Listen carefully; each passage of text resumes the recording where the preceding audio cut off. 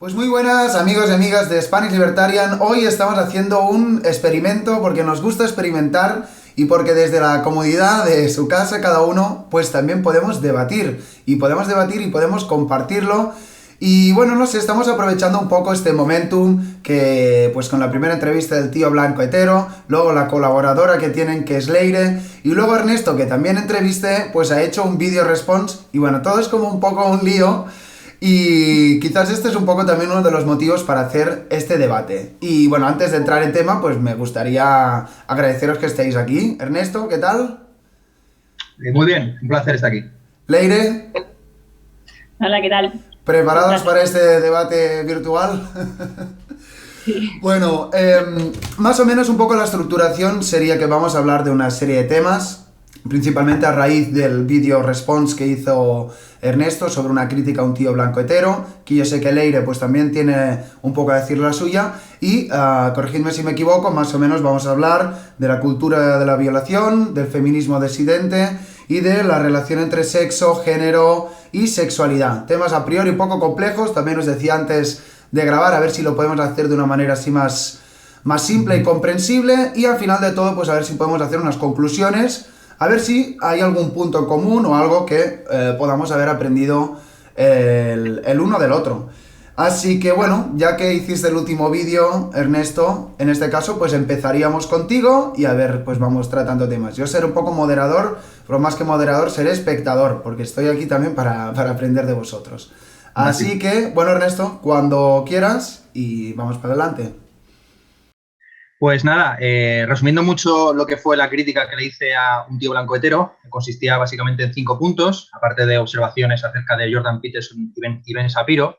En primer lugar, reconocí que un tío blanco hetero ha hecho muy buenas críticas a ciertos excesos de la izquierda. Puse el ejemplo de la bajada del nivel de la prueba de acceso al cuerpo de bomberos en Madrid, pero se podría poner muchas más.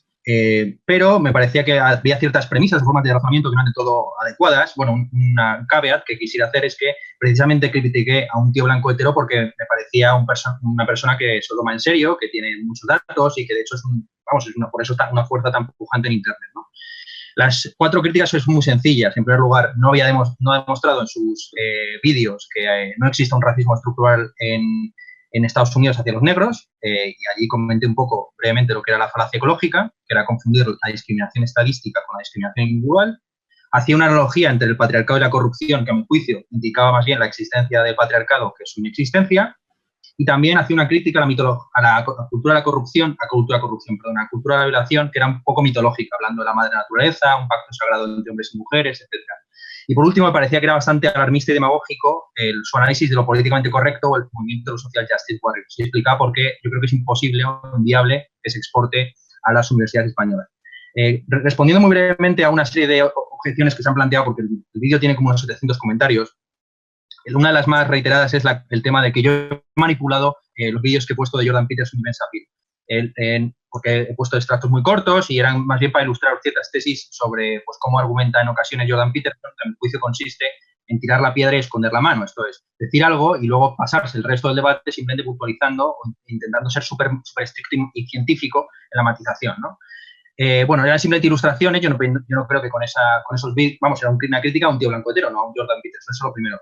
Eso es una crítica un poco superficial, pero una crítica más de fondo es que en un momento dado yo digo que a mí yo no tengo nada en contra de un Jordan Peterson, a quien elogié de hecho en la entrevista que me hiciste, Ignasi, hace una semana, pero me parece que los fundamentos científicos de su teoría pues, son un poco endebles. Básicamente son el psicoanálisis junguiano, la idea de los arquetipos, la psicología evolutiva y un poco la teoría de la personalidad de la autoayuda.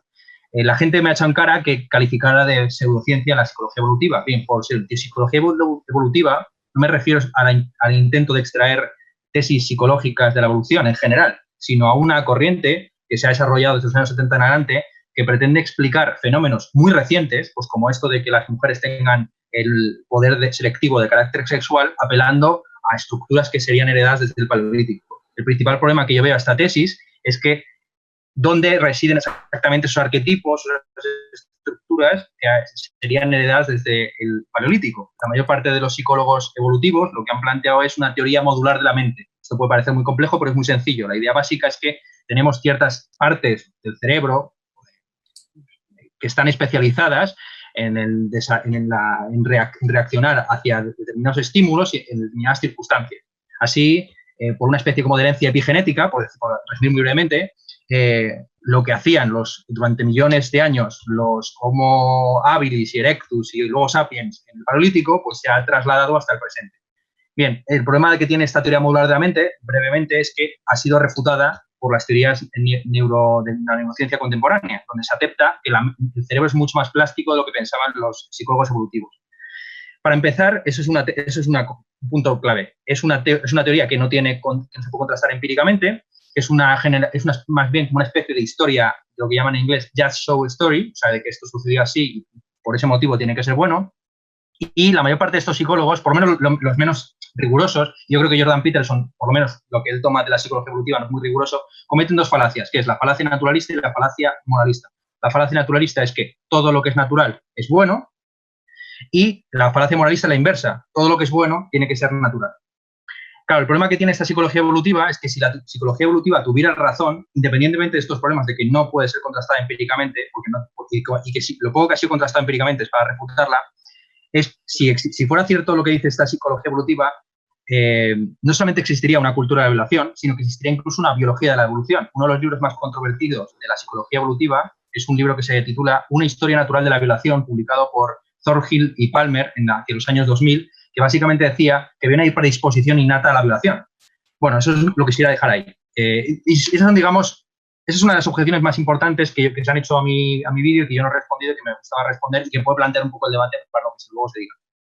Bueno, Leire, se han tocado bastantes temas, no sé, vamos a ir desgranándolos uno por uno y si quieres empieza y a ver ahí, Ernesto, si vamos tocando tema por tema y si vamos llegando a conclusiones. Cuando quieras. Vale. Primero decir que a mí no me parece para nada que Ernesto sea alguien que manipula, ni mucho menos. Me parece que es una persona que proyecta mucha honestidad intelectual. O sea, quiero empezar el debate así. O sea, que no comparto esa crítica que se le ha hecho en los comentarios. Sí que el tema del racismo estructural no lo voy a tocar, pero otros temas que ha planteado sí que me gustan, sí que los voy a... O sea, por lo menos pensarlos de otras maneras. En los excesos de la izquierda, en eso estamos de acuerdo todos. El tema de el patriarcado, la existencia del patriarcado, yo creo que no es, lo que se ha planteado no es tanto que no exista el patriarcado, sino que las maneras en las que se están planteando, las interpretaciones que se están haciendo sobre lo que es el patriarcado no son las más correctas. Y en ese sentido conviene recordar lo que se definió en antropología por patriarcado, el estructuralismo, Lévi-Strauss, que Simone de Beauvoir utilizó la teoría Lévi-Strauss para escribir El segundo sexo. Quiero decir que sí, de lo que se está hablando no es de la ley de la exogamia ni del tabú del incesto, sino que se están como desplazando significantes y llevando a terrenos que en principio nada tienen que ver con debates que han estado en los orígenes del feminismo y que parecen haberse perdido, ¿vale? O sea, es que eso es un poco lo que se criticaba. No la no existencia del patriarcado, sino la manera en la que se utiliza el pasado del feminismo para este fenómeno insólito que asistimos sin ningún tipo de rigor intelectual. Con el tema de la cultura de la violación. A ver, aquí un poco enlazado con lo del patriarcado, bueno, aquí este tema es complicado. Te he escuchado, igual no en este vídeo, pero sí en otros, que había una especie de etos de la violación. Sí, bueno. O sea, como que existe una relación entre las formas de cortejo y la violación, ¿sí? Yo esta idea no la comparto. O sea, creo que la violación, en todos los casos, es una manera de saltarse las normas culturales.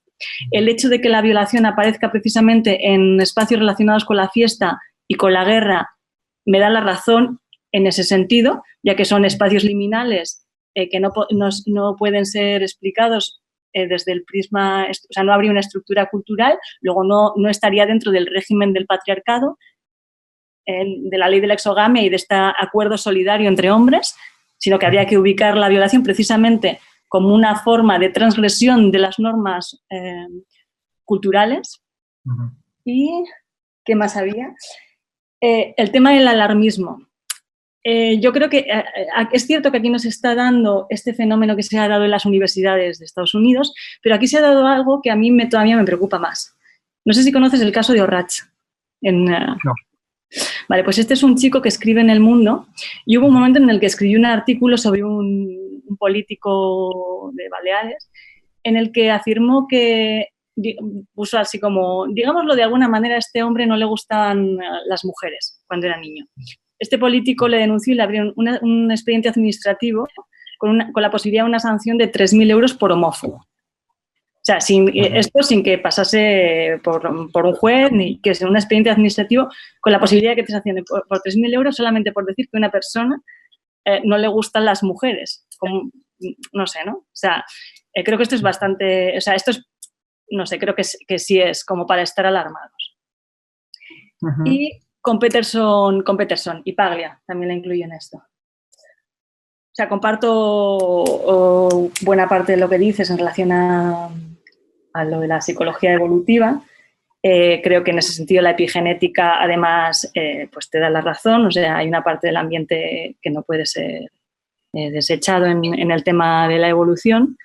Pero creo que se debe defender a Peterson y a Paglia precisamente porque este tipo de discursos protege lo que se conoce como el paradigma de los sexos, que yo creo que es de fondo el gran problema que nos acecha y que a mí me parece de verdad peligroso, porque que es de fondo la lógica subyacente que está debajo de todos estos discursos, que están atentando contra un dispositivo de género, contra una estructura de género, que es la que soporta las culturas occidentales, que no sabemos el efecto que puede tener socavar este tipo de estructuras. Además, es tremendamente irresponsable porque no lo vamos a pagar nosotros, sino las generaciones posteriores.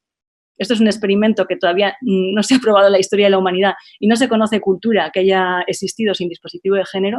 Entonces, socavar con esta ligereza una estructura elemental de cómo es el sistema de género, pues hombre, a mí me preocupa. Y en este sentido sí creo que puestos a tener que defender discursos, yo qué sé, ¿no? Porque hay una parte que no está, yo qué sé, ¿no? Que corresponde al ámbito del discurso, pues prefiero ponerme del lado de Peterson o de Paglia que de estos experimentos que no sabemos bien a dónde.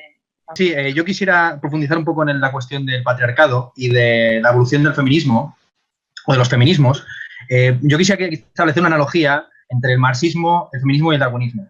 En el sentido de que esas tres corrientes, aunque pertenecen a campos muy distintos, ¿no? La ciencia, la política y la crítica cultural, tienen una forma de explicar el mundo muy parecida.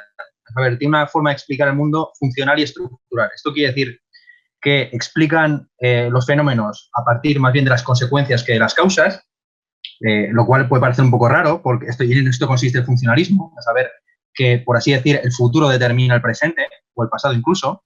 En el caso de la biología darwiniana, lo que determina el presente es el futuro, a saber, la adaptabilidad, la selección natural y la supervivencia. En el caso del capitalismo, analizado por el marxismo, sería la tasa de ganancia. Y en el caso del feminismo no queda muy claro, porque hay muchos feminismos y cada uno pone el enfoque, digamos, en alguna de las tres instituciones clásicas del patriarcado, ¿no? Que serían el Estado, la Iglesia y la familia. Y ambos tres movimientos tienen una forma de explicar el mundo estructural y no individual o holista.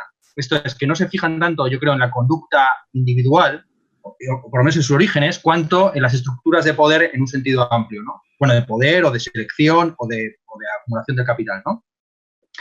Hay que recordar que el darwinismo, hasta que no se descubre la genética, era una teoría que reconstruía el pasado, pero que realmente no tenía una pretensión científica dura.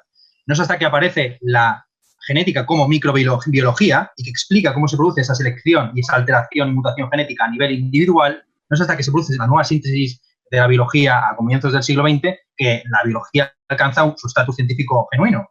Y se puede decir que el marxismo nunca llegó a ser ciencia porque nunca desarrolló una microeconomía. Es decir, que el marxismo tiene una macroeconomía interesante, como puede tener el keynesianismo, pero no tiene una microeconomía como la tiene la escuela austríaca o el pensamiento keynesiano. ¿Bien? Y yo creo que la clave de todo el feminismo que se está desarrollando en el siglo XXI es el intento de desarrollar un microfeminismo. Esto es, entender cómo funciona el patriarcado a nivel de conducta individual.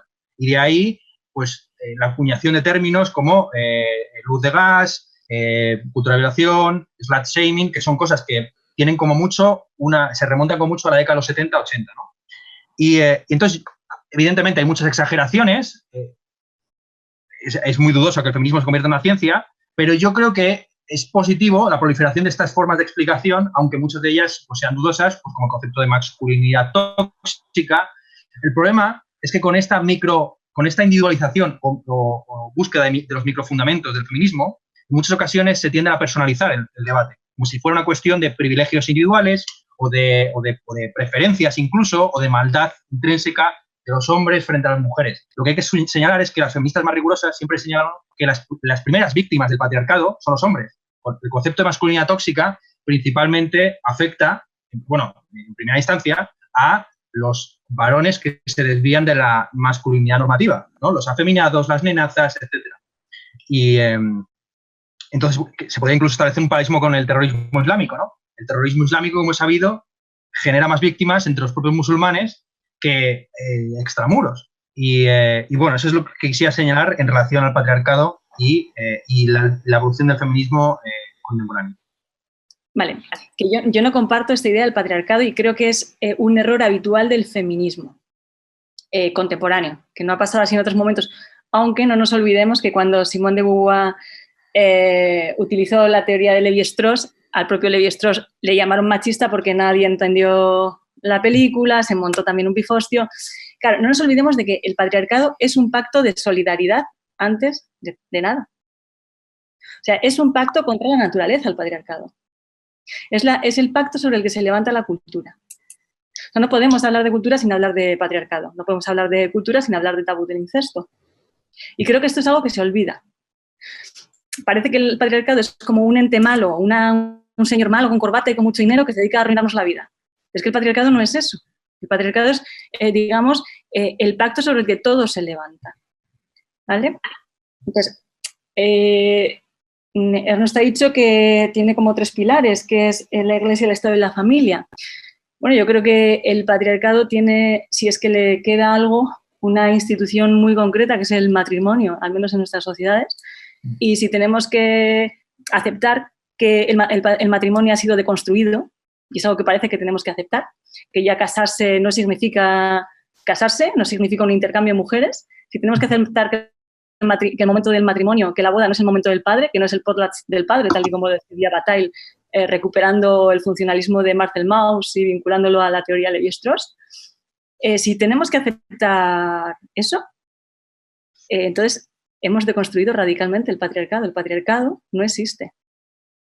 Si el matrimonio, que es, digamos, como el sumum del padre, si tenemos que aceptar que eso lo hemos deconstruido, si tenemos que ver cómo referentes de la izquierda más feminista se casan con sus mujeres de blanco y eso ya es otra cosa, a mí que no me vendan que un señor me abra la puerta del coche, eso está ahí, ese es el último residuo patriarcal, porque es que no cuela, o sea, no cuela. Entonces entiendo, Leire, que tu visión es como más tradicionalista, o vienes a decir que esto es algo espontáneo que emerge pero no es malo per se. No es tradicionalista, es que el patriarcado es una cosa muy concreta y está ya teorizado lo que es el patriarcado. Otra cosa es que ahora nos vendan que el patriarcado es que te abra la puerta. Pero el patriarcado es un intercambio de mujeres que se dan en unas condiciones muy concretas, que tiene que ver con cómo se han articulado todas las culturas en todos los tiempos, y eso ya lo expuso Lévi-Strauss. Simone de Beauvoir escribió El segundo sexo sobre esta teoría. Estamos hablando de que el propio feminismo se levanta aceptando esta teoría. El matrimonio es en este régimen el sumum del patriarcado, y si hay que aceptar que eso está deconstruido, porque la gente todavía se quiere casar y no quiere aceptar que eso es una reminiscencia patriarcal, tenemos que aceptar una deconstrucción, que puedo estar de acuerdo, a mí que no me vendan que otras conductas de la vida social son reminiscencias, porque eso también puede entonces estar deconstruido. Cuando la institución constitutiva del patriarcado está deconstruida, a mí que no me vendan que es que luego aparece en pequeños gestos, ¿no? O sea, es que no cuela. Ernesto, ¿algo que decir sobre el enfoque de Leire? Bueno, se puede decir que hay ciertas instituciones del patriarcado que están desfasadas o que están un poco anticuadas, las tres incluso se podría decir, ¿no? La Iglesia, el Estado y la familia, pero siguen teniendo mucho poder. Es más, yo puntualicé una cosa, para alguien que verdaderamente se considera liberal o libertario, debería contemplar el feminismo como un aliado afín, en la medida en que las tres grandes instituciones de coerción individual, pero también de domesticación y de, como ha dicho Leire, de creación de cultura, al fin y al cabo, son esas tres, la Iglesia, la religión, el Estado, la política y la familia, que es, podríamos llamar, el género, la cultura, la socialización, bueno, todo un espectro de cuestiones, ¿no?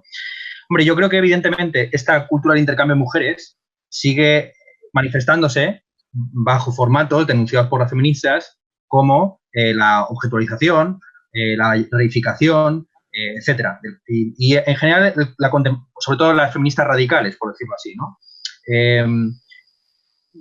Claro, yo ahí, como tú sabes perfectamente, Leire, el feminismo contemporáneo más bien se suele contemplar como una especie de gran dicotomía, un poco falsa, de dos grandes grupos, el feminismo liberal, que sería el feminismo pro elección o casi individualista, se podría decir, ¿no? Metodológico, y un feminismo más colectivista o de raigambre marxista, incluso radical, que sería el feminismo que quiere cuestionar las estructuras y sobre todo el entremezclamiento entre capitalismo y patriarcado. Yo diría algo muy sencillo. Para mí el patriarcado tiene una existencia estructural como la que puede tener el capitalismo. Y es una estructura que aunque se vaya transformando y aunque las instituciones de hoy no sean exactamente las mismas que en el paleolítico o en el neolítico o en el siglo XIII, yo creo que esa desigualdad de género se sigue manifestando de diversas formas, ¿no? Eso sí, yo creo que toda feminista, igual que todo marxista, debe reconocer un cierto progreso histórico. De mismo modo que no hay mayor elogio del capitalismo que el manifiesto comunista, yo creo que todo feminismo debe reconocer pues, las ventajas del patriarcado, si es que existe tal cosa, occidental, por contraposición con el patriarcado islámico o con el patriarcado en otras regiones y en otros periodos de la historia. ¿Bien? Estamos en un momento históricamente inmejorado, pero mejorable en la obtención de derechos por parte de las mujeres y de ciertas minorías de género y sexo. Eso es lo que yo puntualizaría. Por avanzar hacia otro tema, quisiera entrar en la cuestión de la cultura de violación. Bueno, sobre todo el feminismo que representa Leire en España, bueno, no solamente ella, ¿no? Pero muchas como ella, el feminismo de disidencia, se ha hecho un trabajo muy interesante, es entrar en detalle exactamente en qué consiste esta cultura de la violación y desmontar algunos mitos acerca del mismo, ¿no? Por ejemplo, esta famosa estadística que se suele enarbolar de que 1 de cada 4 mujeres va a ser acosada sexualmente a lo largo de su vida, ¿no? Esto es una generalización a partir de unas estadísticas que hizo Mary Koch sobre violación y acoso sexual en los campus universitarios estadounidenses, donde se llegó a la conclusión de que entre las universitarias la mitad de las mujeres habían sido víctimas de alguna agresión sexual y un cuarto, un 25%, habían sido víctimas de un intento de violación consumado o no. Lo interesante de esa estadística es que un 75% de las mujeres que habían sido clasificadas como víctimas de acoso sexual no se reconocían a sí mismas como tal. Y un 50% dijo, afirmó, explicó que ese acoso sexual se había producido por una falta de comunicación. En la encuesta que hizo Mary Koch, que es la que se utiliza, como digo, para esta generalización, había 2 preguntas muy polémicas, son las siguientes. ¿Has mantenido relaciones sexuales sin desearlo porque un hombre te invitó a consumir alcohol o drogas? ¿Y has mantenido relaciones sexuales sin desearlo porque un hombre te abrumó con sus argumentos y presiones? Bien, se intentó replicar la estadística o el análisis que hizo Mary Koch. Dos periodistas hicieron un informe, el llamado Informe Toledo del año 93, en el que se eliminaba la pregunta sobre la ingesta de alcohol y se eliminaba también de esta estadística de 1 de cada 4 mujeres va a ser acosada sexualmente, aquellas que no se reconocían a sí mismas como violadas o como víctimas. Y resultó que el número de mujeres que había sido agredidas sexualmente pasó de ser 1 entre 4 a 1 entre 23 o 24. Bien, evidentemente, la mayor parte de las feministas, apelando a un argumento marxista clásico, responden a las puntualizaciones del informe Toledo diciendo que las que no se reconocen a sí mismas como víctimas es que están alienadas. Puede que el concepto de alienación aquí ya queda un poco desfasado y huele un poco a naftalina, ¿no? Como una cosa del siglo XIX. pero en realidad es algo muy sencillo. Simplemente no somos absolutamente conscientes y transparentes acerca de nuestros genuinos intereses. Lo que no quiere decir que tampoco haya alguien que lo sea. Es decir, que el que dice que la gente está alienada no tiene por qué estar situado en una especie de atalaya de superioridad intelectual moral. Simplemente reconoce que existen sesgos, parcialidades, incluso acerca de nuestros propios intereses, ¿no? Yo puedo poner un ejemplo muy claro que tiene mucho que ver con esto de la cultura de violación, a saber, se calcula que entre un 30 y un 40% de los adolescentes, es una encuesta que se ha hecho sobre el tema del sí es no, no es sí, etc. Pues bien, entre un 30 y un 40% de las posadolescentes han dicho alguna vez que no cuando querían decir que sí. Y entre un 40 y un 50% de los varones han dicho lo mismo. O sea, quiere decir que hay una especie también de cultura, de ritual, de la sexualidad, etcétera, en el que cosas como la resistencia, la sublimación de la violación, incluso yo lo diría así, de bestia, etcétera, cumple un papel muy importante. Y en el que una pareja sexual óptima tiene que ser alguien que se imponga, entre comillas, a una resistencia fingida o real. Bueno, esto es algo que culturalmente se ha analizado muchísimo. Por ejemplo, en la antigua Esparta, el día de bodas, la noche antes del día de bodas, el novio tenía que entrar en la casa de la novia y fingir su rapto. De tal forma que se solía contratar a un coro de plañideras para que fingiera que estaba llorando ante el rapto de la mujer. La famosa imagen del novio introduciendo a la novia de brazos en la nueva casa de la pareja, no es sino una sublimación de ese imaginario del rapto, el rapto de las Sabinas, etcétera, ¿no? Está como en el origen de todas las culturas y de todas las civilizaciones, ¿no? Que es algo que tiene que ver mucho con lo que dijo Leire acerca del Levi-Strauss, el intercambio de mujeres y demás. Entonces, yo creo que de alguna forma esa idea de que las mujeres no tienen para nada la capacidad selectiva de carácter sexual, sino que la tienen los hombres. Bueno, en Esparta, después de secuestrarlas, de hacer este secuestramiento, lo que se hacía era cortarles la cabellera, pues bueno, no cortarles en plan hacerle daño, pero sí cortarles el pelo como un símbolo también de domesticación. Y lo que hay que ser muy ingenuo para alguien que cree verdaderamente en estructuras heredadas, en ciertos arquetipos incluso, es muy ingenuo pensar que algo que se ha destruido, empezado a construir hace 40, 50 años, 60 años, 30 años como mucho, está completamente periclitado. Hay ciertos elementos de esa estructura patriarcal que siguen perviviendo, entre ellas la mal llamada cultura de la violación, que yo llamaría simplemente cultura de la objetualización o reificación de la mujer. Leire, como representante del feminismo disidente, supongo que tendrás algo que decir en torno a este tema, que otra vez hemos tratado como 3 o 4 o 5 cosas sobre este tema, a ver si podemos irlo desgranando. Es un tema clave, o sea, es que es un tema pero es que de verdad es clave, o sea, a ver, espera, que he apuntado algunas cosas que eran, un momento. Ahora me he centrado en lo de la cultura de la violación y he perdido. Sí, vale. Al principio de todo esto, ha señalado algo Ernesto que es cierto, y es que los patriarcados contemporáneos, si se pueden llamar patriarcados, habría que pensar, yo creo que es algo que hay que pensar, cómo denominar a estos fenómenos. Son más, digamos, se dan unas condiciones más cercanas a la igualdad que en los de tiempos anteriores. Bueno, esto tiene relación en Occidente con una cuestión muy concreta, que es con la normalización, con la articulación de la sexualidad y con los discursos alrededor de lo que es la sexualidad y con los nuevos regímenes. En concreto, la despatologización de la heterosexualidad, porque a nadie se le olvide que la heterosexualidad nació como patología y fueron en realidad los primeros disidentes, fue clave para empezar a socavar las lógicas patriarcales. En ese sentido, el heteropatriarcado es como un concepto aberrante y que deja ver una ignorancia muy profunda sobre el fenómeno del patriarcado.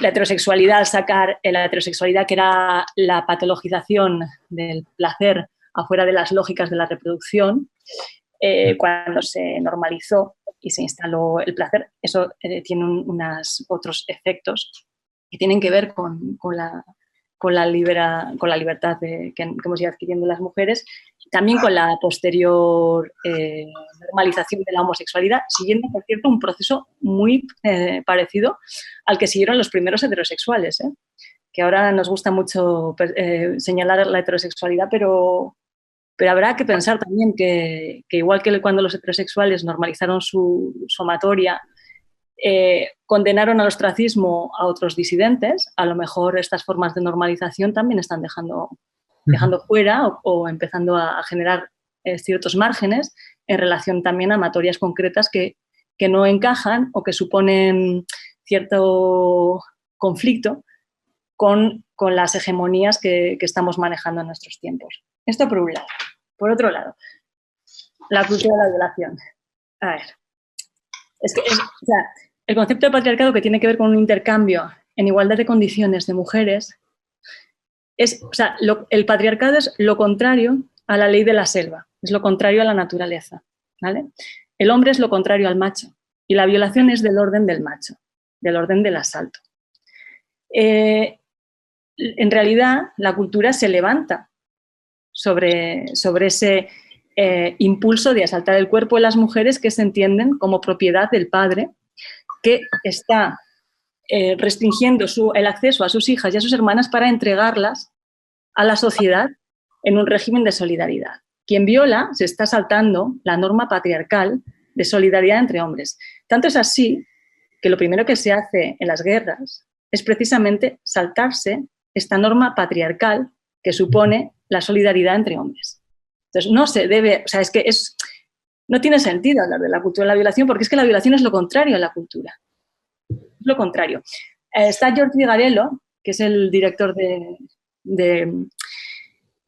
un departamento de ciencias sociales de París muy importante, que escribió La historia de la violación y que es una genealogía sobre cómo el concepto de violación, que en otros tiempos no, ahora lo llamamos violación, pero antes fue asalto, tiene también su propia genealogía, deja ver esto.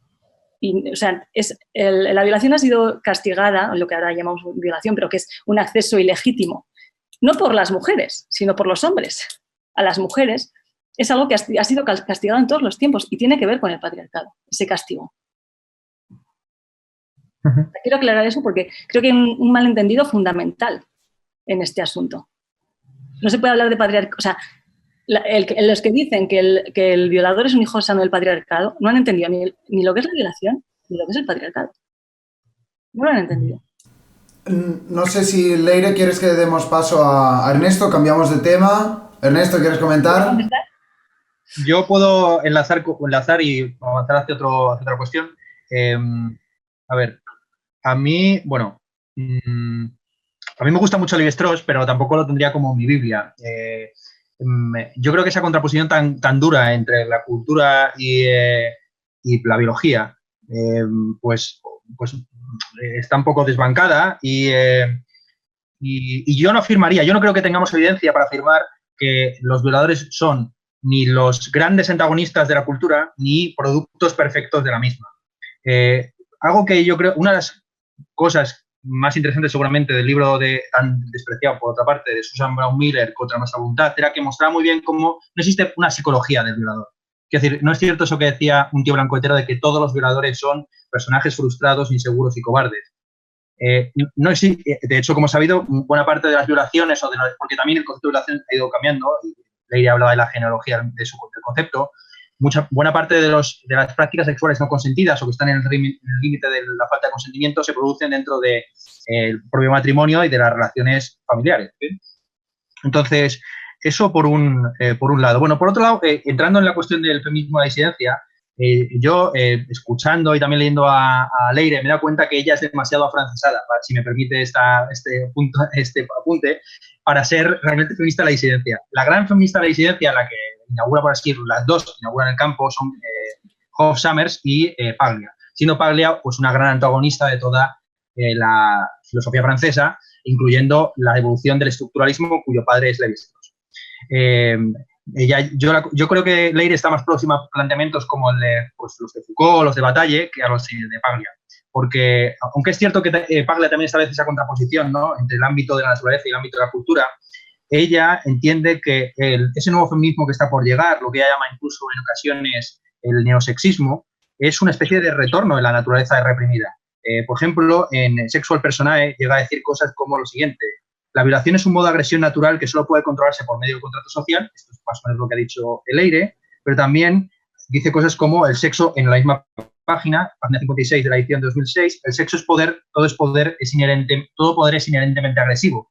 Y ella pues enarbola la idea de que las mujeres tendrían algo así como un poder en la esfera sexual que se expresa a través del arte frente al poder en la esfera social, que sería cuestión sobre todo vinculada con lo masculino, ¿no? Bien, yo creo que en la mayor parte de estas feministas disidentes, sobre todo en el caso de Camille Paglia, nos encontramos con viejas rockeras, por decirlo rápidamente, con casi punkis, que como críticas culturales y como personajes de agitación y de crítica al mainstream y de, sobre todo, a un cierto neopuritarismo actual, pues son muy válidas, pero que en sus teorías no pasan más allá de la crítica literaria y que en ocasiones muchos de sus libros están repletos de boutades.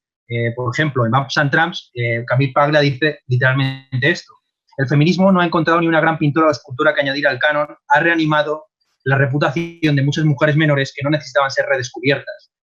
Esto, evidentemente, pues, es un ataque a todo lo que se llama la transformación del currículum, el intento que ha habido en las universidades europeas, quiero decir, americanas, de incorporar más mujeres en los planes de humanidades, ¿no? En la historia, en la filosofía, en la historia de arte. Yo aquí simplemente quisiera hacer la siguiente puntualización.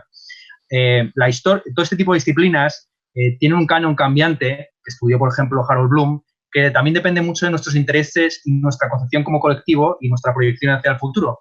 Y del mismo modo que hay ciertos filósofos que eran muy conocidos en la Edad Media o en el Renacimiento, como el caso de Suárez, y ahora están completamente olvidados, no me parece raro que haya ciertas figuras que parecían menores en la historia de la filosofía o del arte, como el caso de Artemisia Gentileschi, que sí que fue reivindicada principalmente por las feministas para luego entrar en la historia del arte como una gran pintora de barroca, que han sido redescubiertas bajo este nuevo patrón. Hay mucha gente que se queja de que esto supone una especie como de coerción a los profesores que quieran contar la historia canónica. Yo creo que no. Yo creo que más bien se trata de un enriquecimiento de los puntos de vista.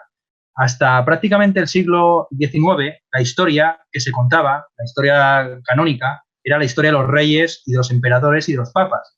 A partir del siglo XIX se comienza a escribir la historia desde abajo, se comienza a escribir la historia de la clase trabajadora, incluso a día de hoy se hacen historias de la humanidad desde el punto de vista de las enfermedades o desde el punto de vista de los recursos naturales. Y el punto de reescribir la historia desde un punto de vista feminista, yo creo que se debe entender no como una amenaza a la libertad de expresión o a otras formas de contar la historia, sino como un enriquecimiento de ese punto de vista, ¿no? Y muy brevemente ya termino.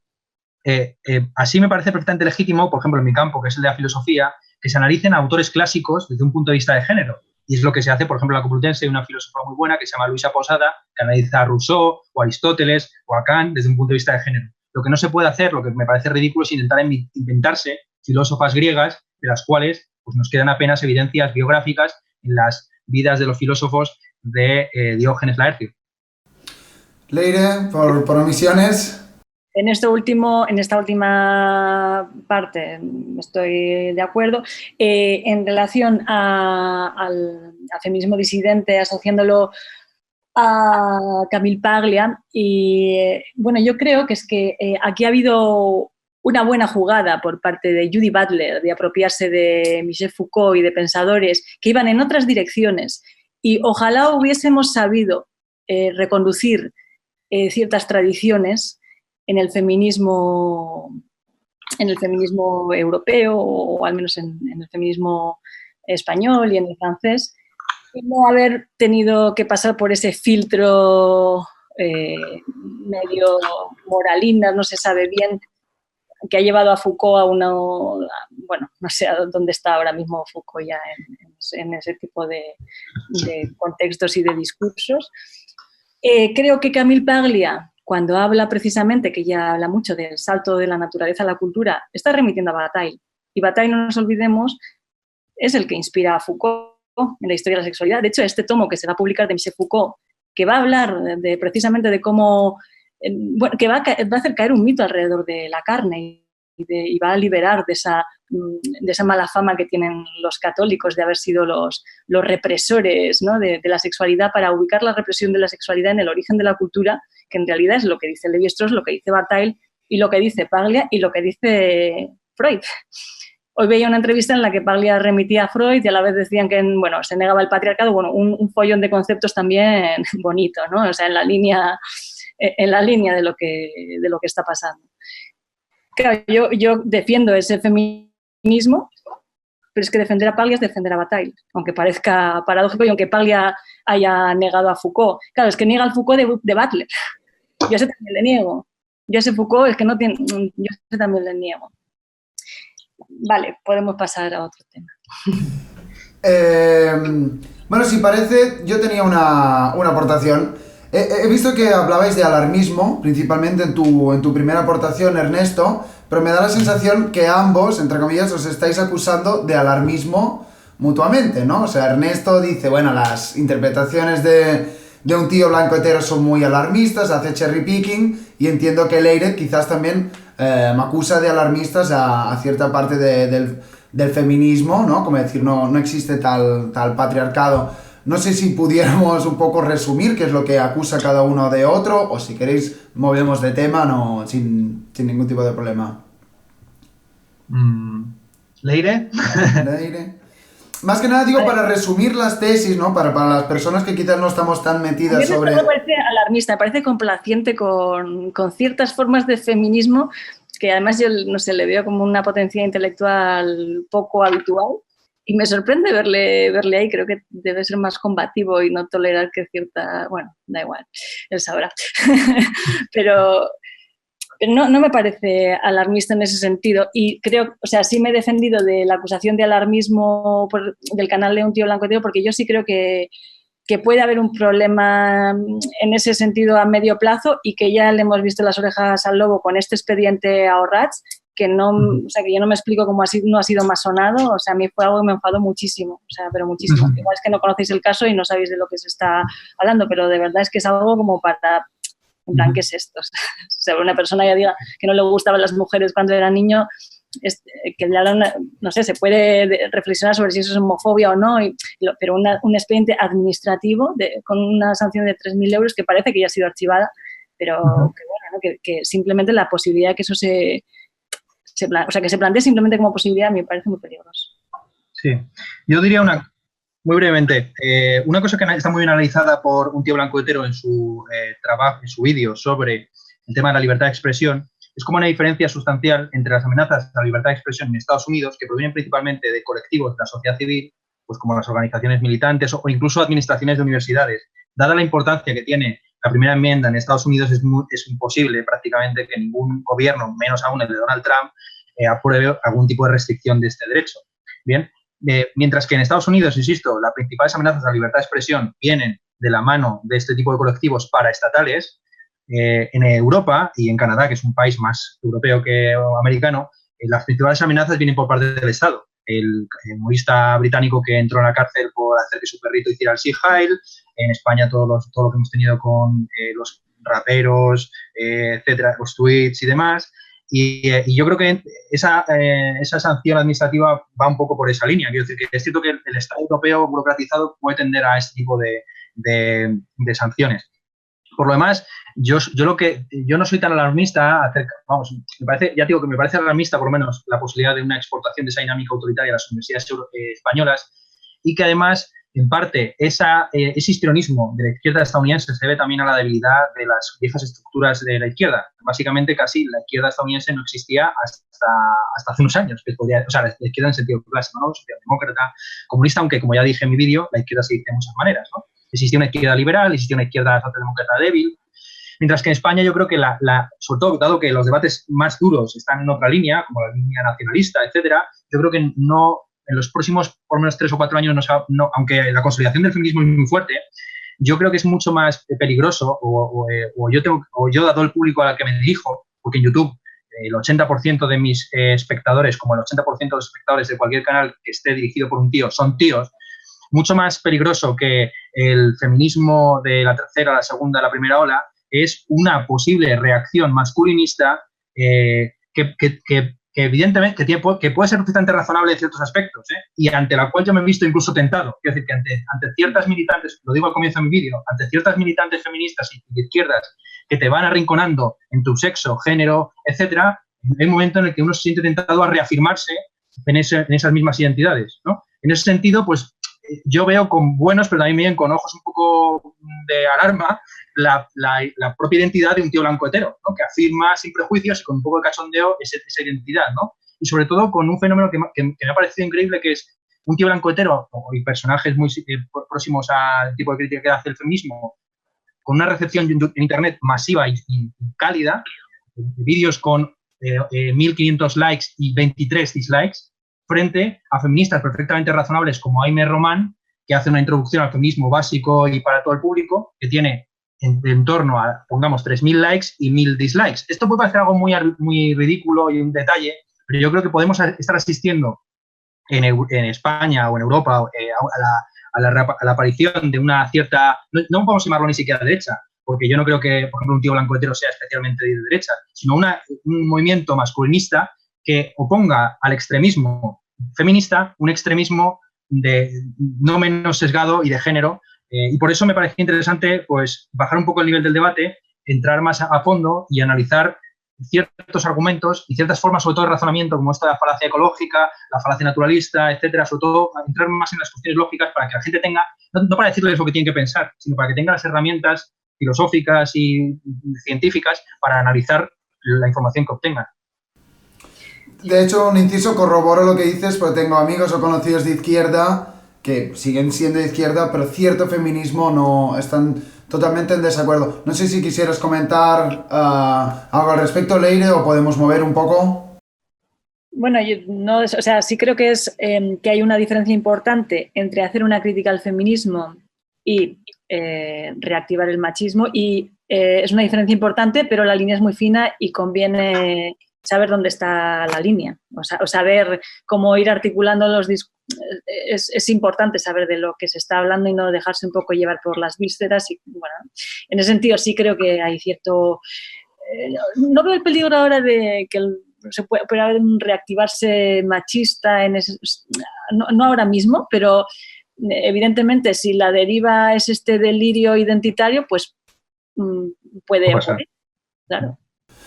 Más o menos para ir acabando, si os parece, me gustaría haceros una pregunta general y a ver qué contestáis, que es un poco una pregunta sobre el futuro. ¿Qué es lo que creéis que pasará como mínimo en España, que es donde nos movemos, con este movimiento feminista? Si la gente que le da dislike va a tomar este poder, un poco como decía Ernesto, o si por contra, pues las feministas, que creo que a ninguna de las partes puede que nos guste su radicalidad, pues van a entrar en el poder y van a empezar a legislar, una opción que me parece poco deseable.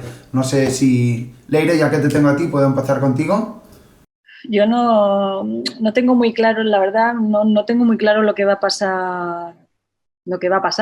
Si, o sea, me alarma un poco que se pueda socavar cierto régimen de significados relacionados con el género y tal, porque no veo una propuesta ni viable, ni pragmática, ni fundamentada de una alternativa a ese paradigma. Eso me preocupa. No lo tengo muy claro. A ver, tampoco, o sea, sé que es un proyecto fracasado, o sea, sé que es un proyecto inviable. Esto lo sé, o sea, no quiero decir, con lo que sea, esto ya el problema es hasta dónde va a llegar esto, hasta que se pueda dar de verdad un debate serio, hasta que estallen, no lo sé, ¿no? Otra forma de enfrentar este fenómeno. ¿Qué va a pasar hasta ese momento? Y lo que nos va a costar y lo que nos podemos llevar por delante, eso sí que no sé, ya hablarlo. ¿Ernesto? Yo creo que culturalmente se va a consolidar esta contracultura de la responsabilidad o de la madurez enarbolada por gente tipo Ben Shapiro, Jordan Peterson y demás, y una cierta suspicacia por parte de nuevas generaciones de varones hacia el feminismo, a mi juicio, de una manera un poco acrítica, pero en ocasiones fundado con argumentos y hechos. Desde un punto de vista político, bueno, también hablar sobre el futuro es como hacer jeremiadas, ¿no? Pero bueno, ya que nos ponemos, desde un punto de vista político, yo creo que estamos también asistiendo a la aparición de lo que podemos llamar una cuarta o quinta generación de derechos, que son los derechos de género. Cuando la gente se critica que se tomen iniciativas del tipo imponer que en las universidades canadienses la gente se dirija a las personas transgénero con sus pronombres de elección, lo único que está haciendo al fin y al cabo un Estado como el canadiense, que no es Corea del Norte, ni es Cuba, ni es Venezuela, es recoger y convertir en derecho lo que ya es, a mi juicio, parte del ethos o de las costumbres, ¿no? vamos, me parece que es un intento de legislar sobre un campo que ha emergido en los últimos años, que es de las formas de género que no están asociadas a determinadas formas de sexualidad o de sexo. Leiria ha contado muy bien, aunque a mí me ha chirriado un poco la cuestión esta de la despenalización de la heterosexualidad, sé más o menos por dónde va, creo que, si no he entendido mal, que tiene que ver con la desvinculación de la función reproductora y la función recreativa del sexo, algo la que... La heterosexualidad nació como término clínico, era una patología. Sí. No, sí, eso sí, claro, con los famosos estudios de mediados del siglo XIX y demás, sí. Entonces, pero vamos, muy rápidamente, yo la historia que hago de la evolución de la vinculación entre esos tres términos, género, sexo y sexualidad, sería la siguiente. Pues son esferas que estaban básicamente solapadas hasta el siglo XIX, momento en que empiezan a independizarse, hasta el punto actual en el que, una vez ya despatologizada la homosexualidad con el DSM-3, que como es sabido se despatologizó la homosexualidad por una votación a mano alzada, se está avanzando hacia formas de género, como es la cuestión de lo transgénero, que no están vinculadas a formas específicas de sexualidad y de sexo. Y que es más, Leiria ha apuntado una cosa muy interesante, cómo toda forma de inclusión genera formas de exclusión. No existe algo así como una especie de frontera sin límite, ¿no? Una especie de círculo, de perímetro, de círculo con un diámetro infinito, ¿no? Siempre que uno quiere ampliar el radio de la comunidad, pues se encuentra con algo exterior. Y así se puede decir que el culturalismo y el constructivismo social de buena parte del feminismo de la tercera ola, con Judith Butler encabezando el asunto, se ha dado de bruces, a mi juicio, precisamente con los transgénero, que son individuos que suelen tener un discurso muy naturalista e incluso platónico. Yo quisiera aquí recordar a la figura de Diego Neira, que es un transexual del pueblo de mi padre, Plasencia, que ha sido el primer transexual en tener una audiencia con el Papa. Y a quien le entrevistaron recientemente en Telemadrid, la televisión de la Comunidad de Madrid, y declaró literalmente lo siguiente: yo he estado encarcelado durante 40 años, la cárcel de mi alma fue mi propio cuerpo. Esto es Platón, puro y duro. Entonces, es interesante ver cómo reaparecen formas de comprensión de la personalidad socrático-platónicas en el siglo XXI, y eso yo lo veo desde un punto de vista político, o sea, que se legisle, que se administre de alguna forma para evitar sobre todo el linchamiento, porque hay que recordar algo, la alternativa, si dice Leire, la alternativa al patriarcado puede ser la ley de la selva, pues yo digo lo siguiente, la alternativa a la legislación del Estado puede ser el linchamiento tuitero, digital, etcétera. Y a nadie le gusta que el Estado legisle sobre lo que tiene que hacer o dejar de hacer, eso es evidente, pero no sabemos cuál es la alternativa realmente. Y de ahí que los liberales más razonables siempre tiendan a posiciones más o menos minarquistas y reconozcan ciertas funciones del Estado, por lo menos en la cuestión de la administración del derecho y demás. Pero el derecho, yo creo que sí que emerge espontáneamente de la costumbre. Y yo creo que ha emergido una nueva forma de costumbre, que es la de los géneros, sexos, sexualidades, que requiere una nueva legislación. ¿Se pueden cometer excesos? Se cometerán. Pero ¿es necesario legislar sobre ese campo? No me cabe la menor duda. Un apunte a esto porque me parece importante, ¿vale?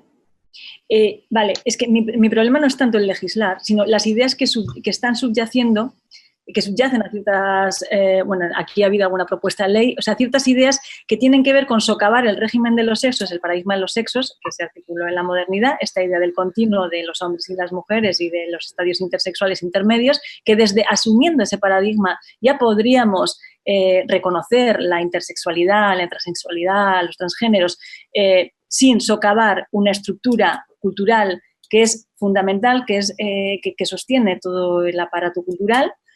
A mí lo que me parece peligroso es que yo evidentemente estoy contra la patologización de la transexualidad, creo que se debe despatologizar de una manera urgente. Ese no es quiero decir, no, y ni creo que una mayoría estadística tiene derecho a perseguir una minoría estadística por cuestiones, en eso estamos de acuerdo.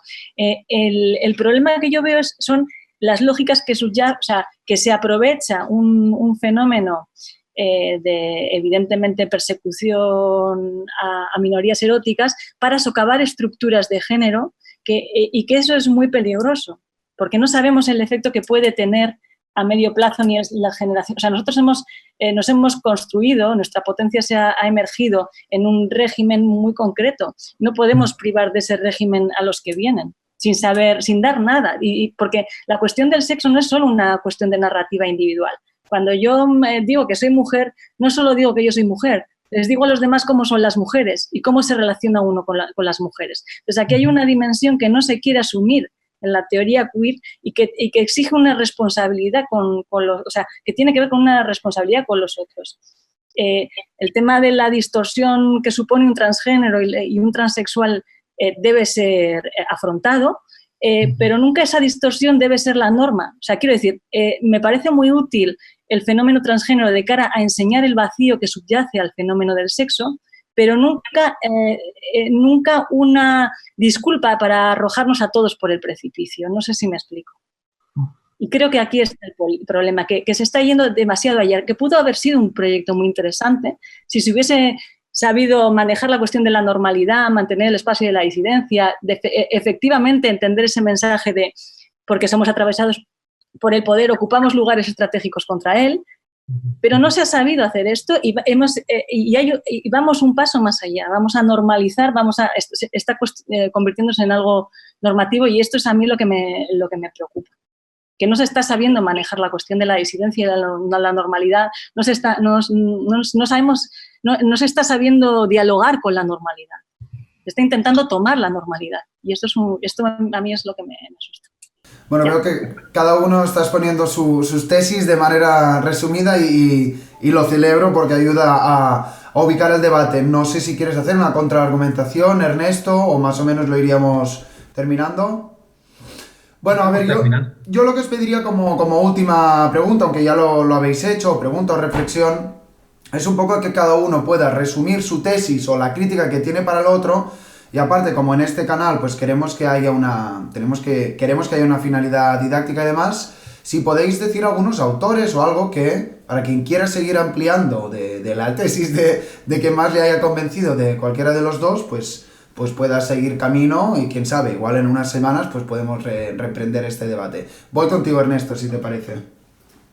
Bueno, yo, ya que estamos en una plataforma como YouTube, quisiera recomendar a una youtuber que ya he mencionado a lo largo del debate, que es Jaime Román, que hace una buena introducción, yo creo, a la contraposición feminismo liberal, feminismo radical, que analiza ciertos conceptos y también ve los puntos positivos y negativos que puede tener la cuestión del patriarcado, desmonta también el mito del embrismo, que no hemos mencionado, pero que yo creo que ya no tiene mucho sentido hablar incluso en esos términos, y que reconoce ciertos excesos también del feminismo. En fin, yo creo que es una feminista que recomienda ya mucha bibliografía. A partir de ella yo creo que se puede llegar a lo básico y no sea incluso, ¿no?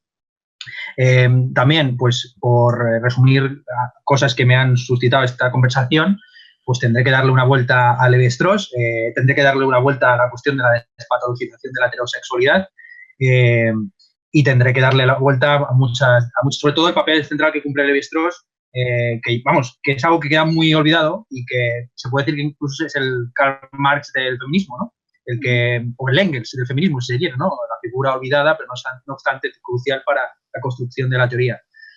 Yo señalaría esto, la cuestión de que el feminismo, sobre todo para aquellos que tengan malos ojos hacia él, como demuestra el caso Leire, no es un intento de criminalizar o patologizar la heterosexualidad ni a los varones, sino que parte de un análisis estructural o estructuralista, como es el de Levi-Strauss, y que yo creo que en el presente, cometiendo ciertos excesos, pero también en la buena vía, está intentando buscar unos microfundamentos, que es todo esto que estamos comentando. Y en eso se resumiría mi tesis. En cuanto al feminismo de la disidencia, ya he dicho que me parece muy interesante, me gusta mucho el enfoque estadístico de refutación de mitos que tiene Christine Hofshammer, me gusta más desde su punto de vista literario y estético, Camille Paglia, siempre y cuando pues, sus butats se tomen con gran respeto. Leire. Pues yo recomendaría, creo que a Foucault y a Bataille, a quien le interese mucho el tema, y a Paglia, a quien le interesa pues, como tema de debate o como algo más mainstream. Bueno, pues a ver que reubico la sala. Bueno, pues gracias. Agradezco mucho a Ernesto este debate, ha sido muy enriquecedor, me ha hecho pensar mucho y es muy estimulante debatir con él. Lo mismo digo. Bueno, pues lo mismo digo yo también. Bueno, gracias a vosotros que estáis aquí en la pantalla, gracias a los espectadores, que espero que hayamos aprendido. Como bien decíais, es para reescucharos y releeros y aprender, desaprender y bueno, al final esto es lo que hace avanzar intelectualmente.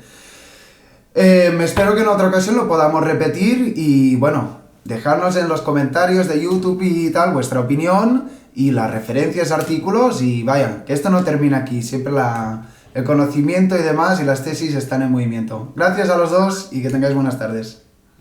Hasta luego. Hasta luego.